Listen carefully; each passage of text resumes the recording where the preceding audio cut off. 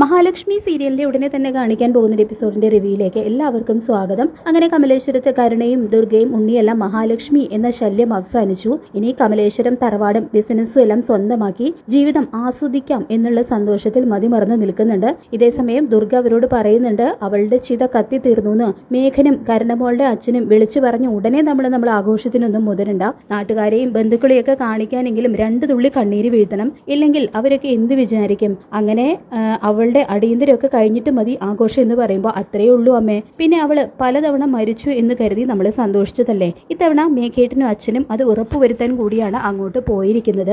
എന്റെ പാദസേവ ചെയ്ത് എന്റെ വീട്ടിൽ വേലക്കാരിയായിട്ട് കഴിഞ്ഞവൾ കമലേശ്വരത്തെ മഹാറാണിയായി വിലസാമെന്ന് കരുതി അവള് മതിമറന്ന് അഹങ്കരിച്ചു. ഇനി ഒരിക്കലും അവള് അയാളുടെ ഭാര്യയായിട്ട് ഈ വീട്ടിൽ കാണില്ല. അത് മാത്രമല്ല ഉണ്ണിയേട്ടാ, അവള് അയാളുടെ ജീവിതത്തിലേക്ക് വന്നതിന് ശേഷമല്ലേ അയാൾക്ക് ചികിത്സയിൽ പുരോഗതി ഉണ്ടായത്. അവള് മുകളിലേക്ക് പോയി എന്നറിഞ്ഞു കഴിഞ്ഞാൽ പിന്നെ അയാളുടെ മനസ്സ് തകരും. അതോടുകൂടി അയാളുടെ കാലുകളൊക്കെ പഴയതുപോലെ നിശ്ചലാകും. ഒരു വെടിക്ക് 2 പക്ഷി എന്നതുപോലെയാണ് കാര്യങ്ങൾ സംഭവിക്കാൻ പോകുന്നത് എന്ന് കരുണ പറയുമ്പോൾ അത് ശരിയാണ് കരുണേ. പിന്നെ ഇനിയെങ്കിലും നീയും നിന്റെ വീട്ടുകാരും എന്നെ കഴിവ് കെട്ടവൻ, കിഴങ്ങൻ എന്നൊക്കെ വിളിച്ച് നാണം കെട്ടരുത്. അയാളുടെ ജീവിതത്തിൽ നിന്നും അവര് പോകുന്നതോടെ ബിസിനസ് ഒക്കെ നോക്കി നടത്താൻ പോകുന്നത് ഞാനായിരിക്കും എന്നൊക്കെ ഉണ്ണി പറയുമ്പോൾ ഇനി അങ്ങനെയൊന്നും ഉണ്ടാവില്ല ഉണ്ണിയേട്ടാ. ഞാൻ വിഷമിക്കുന്നത് കണ്ടുകൊണ്ടുള്ള സങ്കടവും ദേഷ്യമൊക്കെ കൊണ്ടാണ് അച്ഛനും മുത്തശ്ശിയൊക്കെ ഉണ്ണിയേട്ടനെ കഴിവ് കെട്ടവൻ എന്നൊക്കെ വിളിച്ചത്, അല്ലാതെ ഉണ്ണിയേട്ടനോടുള്ള സ്നേഹം കൊണ്ടൊന്നും അല്ല എന്ന് പറയുന്നുണ്ട് കേട്ടോ കരുണ. ഇതേസമയം ദുർഗ വീണ്ടും പറയുന്നുണ്ട് പിന്നെ മോനെ, കണ്ണിന്റെ സ്വത്തുക്കളൊക്കെ കിട്ടിക്കഴിഞ്ഞാൽ മഞ്ജുവിനെ കൊടുക്കാനുള്ളതൊക്കെ കൊടുക്കണം. അവളെ വെറും കൈയോടെ പറഞ്ഞയച്ചതിനുള്ള വിഷമം എനിക്ക് ഇതുവരെ തീർന്നിട്ടില്ല എന്നെല്ലാം ദുർഗ പറയുമ്പോൾ അത് പിന്നെ അമ്മ പ്രത്യേകം പറയണോ, ഇവിടുത്തെ സ്വത്തിന്റെ നേർപകുതി മഞ്ജുവിന് മേഘേട്ടനും അവകാശപ്പെട്ടതല്ലേ എന്ന് പറയുന്നുണ്ട് കേട്ടോ ഉണ്ണി. പിന്നീട് മേഘൻ അയച്ചു കൊടുത്ത വീഡിയോ കണ്ടതിന് ശേഷം സീമന്തിനി പറയുന്നുണ്ട് ഇത്തവണയെങ്കിലും വിചാരിച്ചതുപോലെയൊക്കെ കാര്യങ്ങൾ വന്നാൽ മതിയായിരുന്നു. അച്ഛനും മകനും കൂടി ഇതുപോലെ ഒരുപാട് പ്ലാൻ ചെയ്തിട്ട് എല്ലാം തകരുന്നതാണ് ഇതുവരെ കണ്ടത്. കണ്ണനും ഭാര്യയും ഒരു പോറല് പോലും എത്താതെ തിരിച്ചെത്തിയിട്ടുണ്ട്. നമ്മൾ ഓരോന്ന് സങ്കല്പിച്ചു കൂട്ടും.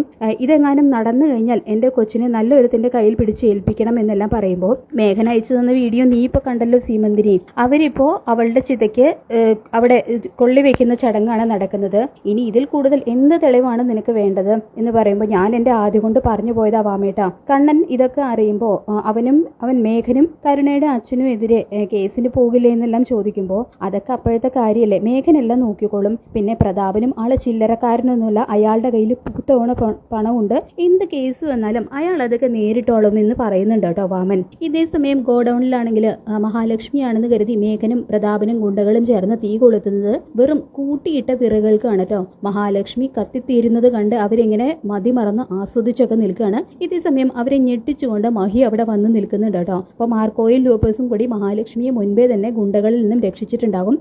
മഹിയെ രക്ഷപ്പെടുത്തിയതിനു ശേഷം ഗുണ്ടകളെയൊക്കെ മാർക്കോ തന്റെ വരുതിയിലാക്കിയിട്ടുണ്ട് കേട്ടോ. അപ്പൊ ഗുണ്ടകൾക്കൊക്കെ ആണെങ്കിൽ മാർക്കോയെ മുൻപേ തന്നെ പേടിയാണല്ലോ. അതുകൊണ്ട് തന്നെ മാർക്കോയുടെ നിയന്ത്രണത്തിലാണ് ഇപ്പൊ ഗുണ്ടകൾ ഉള്ളത്. അപ്പൊ മേഘനും പ്രതാപനും ആണെങ്കിൽ ഇതൊന്നും അറിയുന്നില്ല. അങ്ങനെ ഗുണ്ടകളെ വെച്ച് തന്നെ മാർക്കോ അവർക്കിട്ട് നല്ല പണി തന്നെയാണ് കേട്ടോ കൊടുക്കുന്നത്.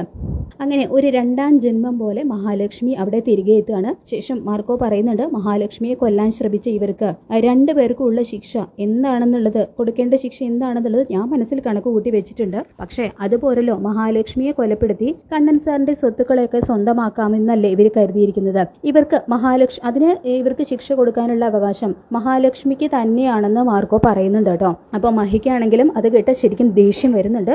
തുടർന്ന് മഹാലക്ഷ്മി പറയുന്നുണ്ട് നിങ്ങൾ 2 പേരും ചേർന്ന് എന്നെയും കണ്ണേട്ടനെയും പലതവണ ദ്രോഹിക്കാനും ഇല്ലാതാക്കാനും ഒക്കെ ശ്രമിച്ചു. അന്നൊക്കെ ഞാൻ മൗനം പാലിക്കുകയായിരുന്നു. ഒരു 2ആനച്ഛൻ ആണെന്നുള്ള ഒരു പരിഗണന നിങ്ങൾക്കും കണ്ണന്റെ ബന്ധുവാണെന്നുള്ള അമ്മാവന്റെ മകനാണെന്നുള്ള ഒരു പരിഗണന ഞാൻ നിങ്ങൾക്കും തന്നു. മാത്രമല്ല ഞാൻ വരുന്നതിന് മുൻപ് കണ്ണേട്ടനെ നന്നായിട്ട് നോക്കിയിരുന്നത് നിങ്ങൾ കൂടിയായിരുന്നല്ലോ എന്നെല്ലാം മേഘനോടായിട്ട് മഹാലക്ഷ്മി പറയുന്നുണ്ട് കേട്ടോ. പക്ഷേ ഇത്തവണ നിങ്ങൾക്ക് ഞാൻ മാപ്പ് തരാൻ ഉദ്ദേശിക്കുന്നില്ല എന്ന് പറഞ്ഞുകൊണ്ട് 2 പേരുടെയും കരണമടിച്ച് പൊട്ടിക്കുകയാണ് കേട്ടോ മഹാലക്ഷ്മി ചെയ്യുന്നത്. അങ്ങനെ മഹാലക്ഷ്മി സീരിയലിന്റെ വളരെ ത്രില്ലിംഗ് ആയിട്ടുള്ള ഒരു എപ്പിസോഡ് ഉടനെ തന്നെ നമുക്ക് കാണാൻ സാധിക്കും. ഈ റിവ്യൂ ഇഷ്ടപ്പെട്ടെങ്കിൽ ലൈക്ക് ചെയ്യുക, ചാനൽ കൂടി ഒന്ന് സബ്സ്ക്രൈബ് ചെയ്യുക. താങ്ക്